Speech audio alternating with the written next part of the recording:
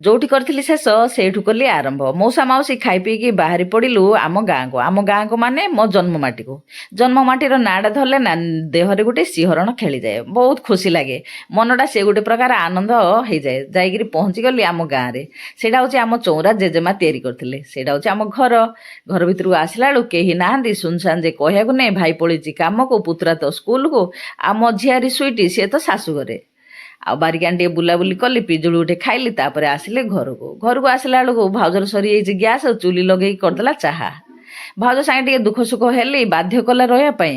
ହେଲେ ସୁଇଟିଟା ଥିଲେ ଟିକେ ରହିବା ପାଇଁ ଖୁସି ଲାଗିଥାନ୍ତା। ଘର ଯେ ସୁନସାନ କହିବା ନାହିଁ, ଦୁଃଖ ଦୁଃଖ ଲାଗିଲା। ଆଉ ରହିଲିନି।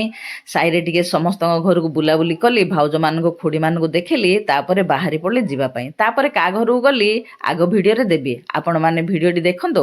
ଆଉ ଭଲ ଲାଗିଲେ ଲାଇକ୍ ଗୋଟେ କରନ୍ତୁ, କମେଣ୍ଟ ଗୋଟେ କରନ୍ତୁ, ଚ୍ୟାନେଲକୁ ନୂଆ ଆସିଥିଲେ ସବସ୍କ୍ରାଇବ୍ କରନ୍ତୁ।